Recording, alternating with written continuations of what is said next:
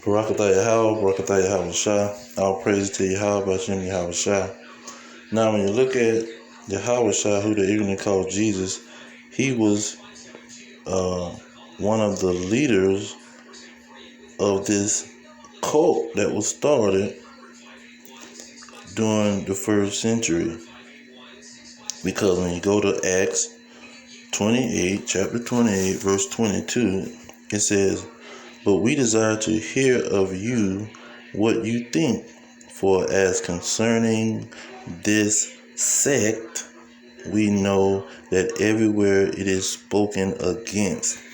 Because in the Jewish circles, the elders and the high priests and the scribes, the Sadducees and the Pharisees, they all spoke against this sect or this cult that YAHAWASHI, who they ignorantly call Jesus Christ, had started with his disciples, his 12 disciples. And then it went to 70, then it went to 120, then it went to 3,000. So, but it was a small number compared to the predominant people that was dealing with the Holy Scriptures, the Hebrew Scriptures at the time. And so this is the long legacy that the Israelites was always a cult. Let's go back. Let's go to Esther. Real quick, let's go to Esther chapter 3.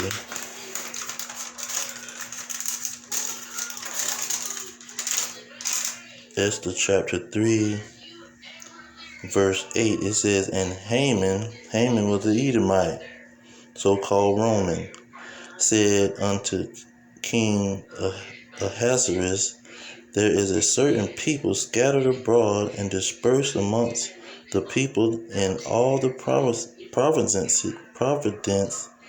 of thy kingdom, and their laws are diverse from all people, neither do they keep the king's laws.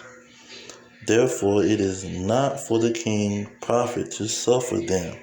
So Haman was trying to get rid of these Israelites, because just like the YAHAWASHI and his 12 disciples, everybody was speaking against them because they didn't follow the king's laws, and they had a strange law that was making them a cult, that was making them a sect, a small group that was doing something different.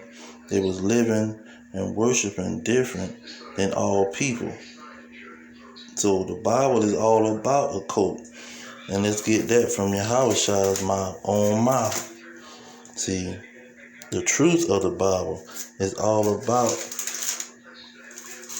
a cult type situation.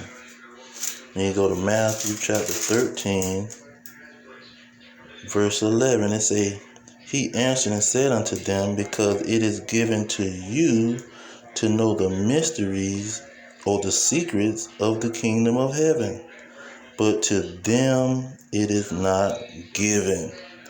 So it is not given for everybody, for this to be a worldwide religion, for this to be a worldwide knowledge, a widespread knowledge. This was only given to a small group of people. And see, and then when you go into Corinthians, he said he brought the apostles last. So he would bring the true understanding last. And it would be a new understanding. It would be a small group of people and a new understanding. That's what the truth would be. That's why they called it a cult.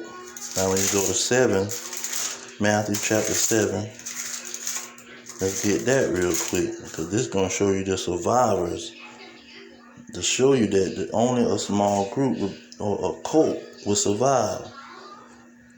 Now, Matthew 7 and 14, it say, "Because straight is the gate and narrow is the way which leadeth unto life, a few there be that find it. So only a few will find the road to life. Only a few will find the truth. It will not be a lot of people. The verse above that, verse 13, say the broad road, meaning it's going to be a lot of people that's going to go into the road of destruction. They're not going to understand the truth. They're going to speak against the truth, see. And so when they say cult, that was something that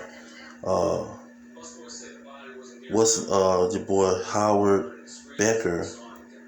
P. Becker, he made that into a bad word. He demonized that word because that word originally only meant a religious small group.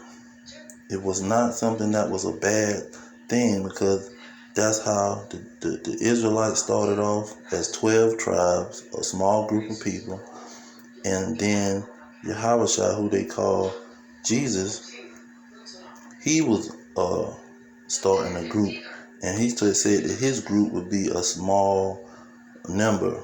Only a few people would get what he was saying and survive the destruction that's coming. And so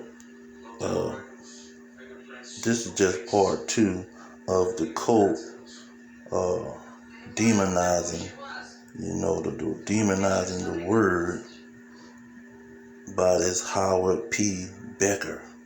In 1936, he come up with some kind of way to demonize the truth, because you got these so-called people believing in the Trinity.